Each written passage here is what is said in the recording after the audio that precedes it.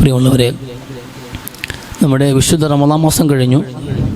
ഈ വരുന്ന തിങ്കളാഴ്ച മുതൽ ഇവിടുത്തെ മദ്രസ പുനരാരംഭിക്കുകയാണ്. ഒരു ഇടക്കാല അവധിക്ക് ശേഷം ഒരു പുതിയ അധ്യയന വർഷം തുടങ്ങുന്നു. അതുകൊണ്ട് പുതിയ അഡ്മിഷനുകളൊക്കെ എടുക്കുന്നുണ്ട്. വെക്കേഷൻ കഴിയുന്നവരെ ഇൻഷാ അല്ലാഹ് പകൽ 10 മണി മുതൽ 12 മണി വരെ ആ ടൈം അങ്ങോട്ടാണ്. ഇവിടെ അന്വേഷിക്കണം, മാനേജ്മെൻറ്റുമായിട്ട് അന്വേഷിച്ച് കൃത്യമായിട്ട് ടൈം അറിയാൻ പറ്റും. തിങ്കളാഴ്ചയാണ് ആരംഭിക്കുന്നത്. അതുകൊണ്ട് നമ്മളുടെ മക്കളെ കഴിവിൻ്റെ പരമാവധി മദ്രസയിൽ എത്തിക്കാനും മതപരമായ അറിവുകൾ മക്കൾക്ക് പകർന്നു കൊടുക്കാനുമുള്ള ഈ ഒരു സാഹചര്യം, അവസരം മുതലെടുക്കുകയും ചെയ്യണമെന്ന് ഗൗരവത്തോടു കൂടി ഓർമ്മപ്പെടുത്തുകയാണ്. നമ്മൾ മതവിദ്യാഭ്യാസം എന്നുള്ളത് നമ്മൾ അല്പം അകലം പാലിക്കുന്ന, അല്ലെങ്കിൽ അത്ര വലിയ താല്പര്യം കാണിക്കാത്തൊരു മേഖലയാണ്.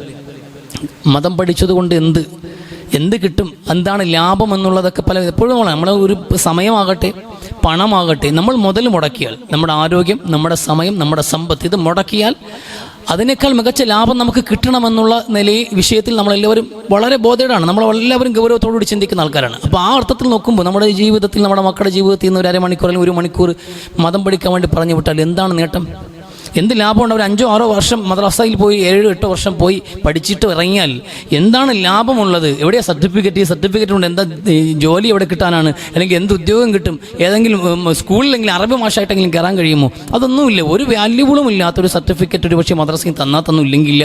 അപ്പോൾ അങ്ങനെയുള്ളൊരു സിസ്റ്റത്തിന് വേണ്ടി കുറേ സമയം ചിലവഴിക്കേണ്ടതുണ്ടോ എന്നൊക്കെ ആലോചിച്ചിട്ട് ലാഭമില്ലാത്ത ഈ ബിസിനസ്സിനൊപ്പം നിൽക്കേണ്ട എന്ന് കണക്കാക്കുന്ന ഒരുപാട് രക്ഷകർത്താക്കൾ എന്നുണ്ട്.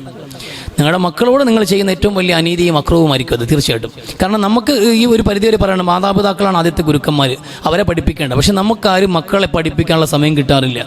നമ്മൾ പഠിപ്പിക്കാൻ വേണ്ടി ഇരുന്നാലും 5 മിനിറ്റ് കൂടെ നമ്മളെ കൊണ്ട് പഠിപ്പിക്കാൻ കഴിയില്ല. നമ്മളെ മക്കളെ നമ്മൾ ഇരുത്തി പഠിപ്പിക്കുക എന്നുള്ളതെങ്കിലും പ്രായോഗികമുള്ള കാര്യമൊന്നുമില്ല.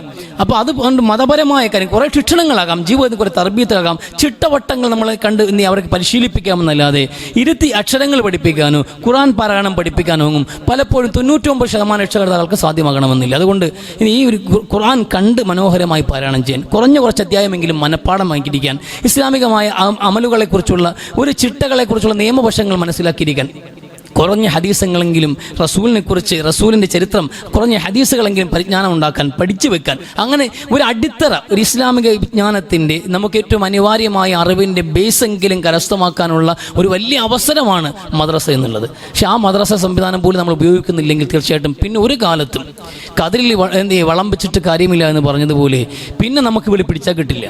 പിന്നെ ഈ മക്കളെ നിർവഴിയിൽ നടത്താൻ നമ്മളെ കൊണ്ട് കഴിയില്ല. അവരുടെ മനസ്സുകളിൽ വിതയ്ക്കുന്ന വിത്താണ് ഈ അറിവെന്നുള്ളത്. ചെറിയ പ്രായത്തിൽ അവർക്കിടയിൽ ഹുലുക്ക്, നല്ല സ്വഭാവത്തിൻ്റെ വിത്തുകൾ പാകിക്കൊടുത്താൽ അതിൻ്റെ സ്വാധീനമുണ്ടാകും. പ്രവാചകനെക്കുറിച്ചുള്ള ചരിത്രങ്ങൾ, വിശുദ്ധ ഖുർആന്റെ ചില വാചകങ്ങൾ, അതൊക്കെ ഒരു മനസ്സിൽ സ്ട്രൈക്ക് ചെയ്യാൻ അല്പസമയം മതി.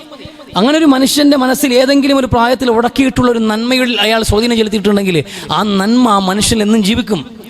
ആ നന്മ ഒരു മനുഷ്യനിൽ ഏത് കാലഘട്ടത്തിലും പ്രതിസന്ധിയിലും പരിവർത്തനത്തിൽ നിൽക്കാൻ, നന്മയിൽ നിൽക്കാൻ ആ മനുഷ്യനെ പ്രചോദിപ്പിക്കും. ആ ഒരു നന്മയാണ് മദ്രസകൾ ചെയ്യുന്നത്. അതുകൊണ്ട് നമ്മൾ ഉപകാരപ്പെടുത്തിയിട്ടുണ്ട്. നമ്മളെല്ലാവരും നന്മയിൽ ജീവിക്കുന്നുണ്ടെങ്കിൽ നമ്മൾ പഠിച്ച ആദ്യ അക്ഷരങ്ങൾക്ക് പോലും അതിൽ പങ്കുണ്ട്.